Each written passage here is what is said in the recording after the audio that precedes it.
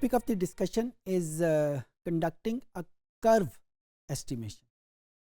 बहुत दफ़ा ऐसा होता है कि हमें ये ख्याल होता है कि जिस वेरिएबल को हम मेजर कर रहे हैं वो वेरिएबल लीनियर नहीं है. मैं इसकी आपको मिसाल देता हूँ. बड़ी नाइफ सी एग्जांपल मेरे जहन में है, मैंने पहले भी आपके साथ शेयर की थी कि मैं चाय के जायके को प्रिडिक्ट करना चाहता हूँ, मैं चाय के जायके को मेजर करना चाहता हूँ. तो चाय का जायका मेरा डिपेंडेंट वेरिएबल हो जाएगा. लेट्स से मैं अमाउंट ऑफ शुगर से उसको मेजर करना चाहता हूँ, तो amount of sugar would be my independent variable. So मुझे जब मैं लीनियर रिग्रेशन कहूँगा तो मुझे ये एस्यूम करना पड़ेगा कि जूं चाय में चीनी की मिकदार कम या ज़्यादा होती जाएगी उतना ही उसके ऊपर असर होता जाएगा. या इसको यूं कर लेते हैं कि चाय का जायका बढ़ता जाएगा जो हम चीनी की मिकदार को ज़्यादा करते जाएंगे. अगर हम चाय में बिल्कुल चीनी नहीं रखेंगे तो जायका लेट से 0 के ऊपर है. चाय में चीनी की मिकदार हम आधी चम्मच कर देंगे तो जायका थोड़ा सा बढ़ जाएगा, अच्छा हो जाएगा. 1 करेंगे यानी 1 टीस्पून करेंगे तो जायका मज़ीद बेहतर हो जाएगा. 1.5 स्पून करेंगे तो जायका मज़ीद बेहतर हो जाएगा. 2 स्पून करेंगे तो जायका मज़ीद बेहतर हो जाएगा. तो जब हम लीनियर रिग्रेशन करते हैं तो ये हमें एस्यूम करना पड़ता है कि जो हम चाय में चीनी की मिकदार को ज़्यादा करते जाएंगे ये इसका जायका बढ़ता ही जाएगा. लेकिन हमारा एवरीडे एक्सपीरियंस तो कुछ और बताता है. ठीक है, जब हम चाय में चीनी नहीं होती, चाय मज़े की नहीं होती. चाय में जब चीनी डालते हैं तो मज़े की होनी शुरू हो जाती है. लेकिन एक पॉइंट ऐसा आता है, लेट्स से 2 टीस्पून के बाद जब हम चाय में मज़ीद चीनी डालेंगे तो चाय का जायका बढ़ने की बजाय कम होना शुरू हो जाएगा. 3 teaspoon, 4 teaspoon, 6 teaspoon. Linear regression ये सपोज करता है कि जो हम चाय में चीनी की मिकदार को ज़्यादा करते जाएंगे ये हमेशा ही बढ़ता जाएगा, क्योंकि रिलेशनशिप लीनियर है, ये कभी कम नहीं होगा.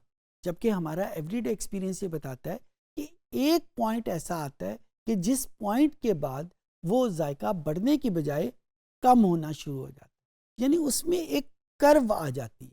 अगर वो पहले स्टार्टिंग में इंक्रीज था तो एक पॉइंट के बाद आके वो कम होना शुरू हो जाएगा. अच्छा, एक और एग्जांपल ले लेते हैं. हम सबको पता है कि किसी भी चीज़ की जब हम डिमांड बढ़ती है तो प्राइस भी बढ़ जाती है. इकोनॉमिक्स का आम असूल है कि किसी भी चीज़ की मार्केट में जब डिमांड बढ़ती है तो उसकी प्राइसेस यकदम बढ़नी शुरू हो जाती हैं. मार्केट में चीनी की मिकदार में डिमांड बढ़नी शुरू हुई, सप्लाई कम है, लिहाजा उसकी प्राइसेस जो हैं वो ऊपर जानी शुरू हो जाती हैं. तो जब हम लीनियर रिग्रेशन से करेंगे तो हम ये रिलेशनशिप फॉर एवर का हम एस्यूम कर रहे हैं कि जो डिमांड जितनी डिमांड बढ़ती जाएगी प्राइस भी उतनी ही बढ़ती जाएगी. लेकिन हकीकत हाल में हमारे पास ऐसा है कि ऐसा होता नहीं है. एक पॉइंट ऐसा आता है कि जिसके बाद डिमांड जितनी मर्जी बढ़ जाए प्राइस नहीं बढ़ती. वो पॉइंट ऑफ सैचुरेशन होता है जिसके बाद लोग पे ही नहीं कर सकते, लोग किसी और चीज़ के ऊपर शिफ्ट कर जाते हैं. ये भी इकोनॉमिक्स में हमें बताया हुआ. तो मैं जो बताने की कोशिश कर रहा हूँ कि लीनियर रिग्रेशन एक थ्योरेटिकल रिग्रेशन के तौर के ऊपर, एक समझने के तौर के ऊपर एक बहुत अच्छा रिग्रेशन एनालिसिस है और बहुत सारे केसेस में हम लीनियर रिग्रेशन ही करते हैं. लेकिन बहुत सारी सूरत हाल में हमें मजबूरन ये इसको छोड़ना पड़ता है. क्यों? क्योंकि हमारा एवरीडे एक्सपीरियंस हमें कुछ और बता रहा होता है. उन तमाम केसेस में हम जिस बात पे आएंगे उसका नाम है नॉन लीनियर रिग्रेशन, या जिसको हम SPSS की ज़ुबान में कर्व एस्टिमेशन कहते हैं. क्योंकि कर्व इस वजह से कि किसी भी स्ट्रेट लाइन की बजाय अगर मैं कर्व करूँगा तो वो किसी एक पॉइंट के बाद आके उसकी डायरेक्शन चेंज हो जाएगी. अगर पहले इंक्रीजिंग था बाद में डिक्रीजिंग हो जाएगा, अगर पहले डिक्रीजिंग था तो बाद में जाके इंक्रीजिंग हो जाएगा. सो इस तरीके से हम कर्व को एस्टिमेट करेंगे. SPSS में ये कैसे होगा, लेट्स सी देखते हैं यहाँ पे एनालिसिस में जाके रिग्रेशन, और रिग्रेशन में अगर आप गौर से देखें लीनियर के बिल्कुल नीचे कर्व एस्टिमेशन मौजूद है। इसको मैं क्लिक करूँगा तो ये मेरे सामने ऑप्शन हो जाएगी, और ये तकरीबन वही विंडोज़ हैं जो हमें लीनियर रिग्रेशन में हमारे सामने आई थी। जिस बात के ऊपर मैं ज़ोर देना चाहता हूँ वो ये है कि हमें कैसे पता चलेगा कि ये रिग्रेशन लीनियर नहीं था बल्कि कर्वी लीनियर था। सो उसका जवाब ये है कि मैंने पहले भी एक दफ़ा जिक्र किया था कि ये जो हमारे सामने मशीन है ये कंप्यूट करती है, इसका नाम कंप्यूटर है ना, कंप्यूट करती है। ये हमें थिंक यानी इंटेलेक्चुअली कंप्यूट नहीं करती अनफॉर्चुनेटली। SPSS तो बिल्कुल भी नहीं करता, इसको जो कहेंगे ये कर देगा। तो आपका अगर अपना एक्सपीरियंस ये बता रहा है कि जिस रिग्रेशन को मैं मेजर करने की कोशिश कर रहा हूँ, जिस वेरिएबल को मैं मेजर कर रहा हूँ किसी इंडिपेंडेंट वेरिएबल की मदद से, वो स्ट्रेट लाइन नहीं है बल्कि वो एक कर्व है, तो उसके लिए मुझे सहारा लेना पड़ेगा कर्व एस्टिमेशन का। तो इसके लिए कोई मैथमेटिकल फार्मूला नहीं है, जिस तरह हमने BAR की एजम्पशन यूज़ की थी ऐसी कोई एजम्पशन नहीं है। हमें खुद अपना सोच का सहारा लेना पड़ेगा कि should we use a linear या should we use a non linear. Okay, अब हम इस पैड के ऊपर देखते हैं। अगर आप गौर से देखें तो लेफ्ट साइड के ऊपर आपको सारे वेरिएबल नज़र आ रहे हैं, राइट साइड के ऊपर कुछ विंडोज़ ओपन है और नीचे कुछ ऑप्शंस लिखी हुई हैं। सबसे पहले हम विंडोज़ को देखते हैं। सबसे पहली विंडो जो है वो डिपेंडेंट वेरिएबल की है। अगर आप इसका साइज़ देखें तो now this window is letting us to use as many dependent variable as we want. इसकी विंडो का साइज़ 1 तो नहीं है ना, क्योंकि आमतौर पर लीनियर रिग्रेशन में डिपेंडेंट वेरिएबल की विंडो का साइज़ 1 होता है, तो यहाँ पे तो इसकी विंडो का साइज़ 1 नहीं है। तो इसका मतलब ये है कि कर्व एस्टिमेशन में हम डिपेंडेंट के तौर के ऊपर एक से ज़्यादा वेरिएबल एंटर कर सकते हैं, एक से ज़्यादा वेरिएबल को एक ही वक्त में मेजर कर सकते हैं। इंडिपेंडेंट वेरिएबल अगर हम देखें तो इंडिपेंडेंट वेरिएबल की तादाद, इसकी जो विंडो का साइज़ है वो 1 वेरिएबल के लिए है।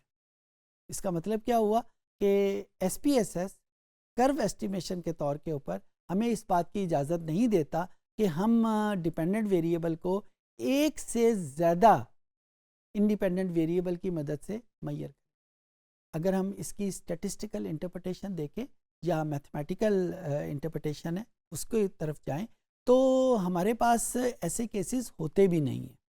हम आम तौर के ऊपर किसी वेरिएबल को जब कर्व के थ्रू मेजर कर रहे होते हैं तो एक ही इंडिपेंडेंट वेरिएबल को यूज़ करते हैं उसको मेजर करने के लिए। बहरहाल यहाँ पे ये एक लिमिटेशन के तौर के ऊपर मौजूद है कि अगर हमें किसी एक से ज़्यादा वेरिएबल को कर्व के थ्रू मेजर करना पड़े तो शायद हम ना कर सकें। ओके, आगे हम देखते हैं। यहाँ पे नीचे मॉडल्स के तौर के ऊपर मेरे पास एक पूरी लिस्ट मौजूद है, कोई 11 डिफरेंट किस्म के ऑप्शंस मौजूद हैं मेरे पास, जो यहाँ पे मुझे मॉडल के तौर पे मौजूद है। और इस वक्त जो क्लिक हुआ है वो लीनियर के ऊपर क्लिक हुआ है, यानी जो लीनियर रिग्रेशन है। तो नॉन लीनियर के तौर पे मेरे पास लॉगरिदमिक भी मौजूद है, इन्वर्स भी मौजूद है, क्वाड्रेटिक है, क्यूबिक है, पावर, यानी ये मुख्तलिफ किस्म के नाम मौजूद है। मैं यहाँ पे आपको सजेस्ट करूँगा कि आप गूगल सर्च के थ्रू इन तमाम मॉडल्स को, फॉर एग्जांपल लॉगरिदमिक मॉडल या शेप ऑफ लॉगरिदमिक मॉडल करें या शेप ऑफ इन्वर्स मॉडल को क्लिक करें और इन तमाम मॉडल्स की शेप को स्टडी करें। मैं यहाँ पे उनको इस वजह से स्टडी नहीं करना चाहता कि कोई ख़ास इम्पॉर्टेंट या ख़ास ऐसी चीज़ नहीं है जो आपको समझ नहीं आएगी। जिस चीज़ की तरफ मैं आपकी तवज्जो दिलाना चाहता हूँ कि हर मॉडल की शेप डिफरेंट होगी, और जब जो ही हमें उस शेप के ऊपर जाएंगे कि ये वेरिएबल इस तरह की शेप का हो सकता है तो हम उस शेप को यूज़ करेंगे। ये तो था हमारे अपने एक्सपीरियंस के ऊपर बेस करके इन 11 मॉडल में से कोई एक मॉडल सेलेक्ट करना। एक और तरीका जो हमें स्टैटिस्टिक्स या मैथमेटिक्स हमें प्रोवाइड करता है और इसको हम पहले भी यूज़ करते आए हैं, वो आर स्क्वायर का मेथड है। हमें सबको पता है कि आर स्क्वायर हमें मॉडल की पावर बताता है। तो लेट्स से मैं अगर एक वक्त में इन सारे 11 के 11 मॉडल को सिलेक्ट कर लूं और उनका आर स्क्वायर देख लूं, जिसका आर स्क्वायर ज़्यादा होगा वही मेरा मतलूबा मॉडल होगा। सो ये मेरे पास एक दूसरा डेटे को यूज़ करते हुए मेथड मौजूद है कि मुझे कैसे पता चलेगा कि कर्व के तौर के ऊपर मुझे कौन सी कर्व यूज़ करनी है। क्या मुझे इन्वर्स कर्व यूज़ करनी है, क्या मुझे पॉलिनोमियल यूज़ करनी है मतलब क्वाड्रेटिक या क्यूबिक, या मुझे लॉगरिथमिक कर्व यूज़ करनी है या ग्रोथ कर्व यूज़ करनी है।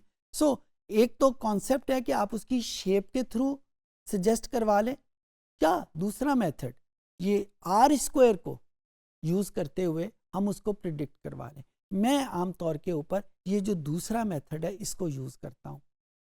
आपको ये नहीं कह रहा कि आप भी यही यूज़ करें, मैं सिर्फ सजेस्ट कर रहा हूँ कि आर स्क्वायर क्योंकि एक स्टैटिस्टिकल मैयर है जो कि आपको बताता है कि किस केस में किस सिनेरियो में आपने कौन सा मॉडल यूज़ करना है, तो ये आपको एक बेहतर मॉडल प्रोवाइड करेगा। हम एक ही वक्त में 11 कोई भी डिपेंडेंट वेरिएबल या इंडिपेंडेंट वेरिएबल की सिलेक्शन होगी और उसको यूज़ करते हुए आर स्क्वायर को यूज़ कर लेंगे और यहाँ पे हमें पता चल जाएगा कि कैसे या कौन सा मॉडल हम यूज़ करें और फिर उसके मुताबिक उसको इंटरप्रेट कर लेंगे। I hope I could make my self understood.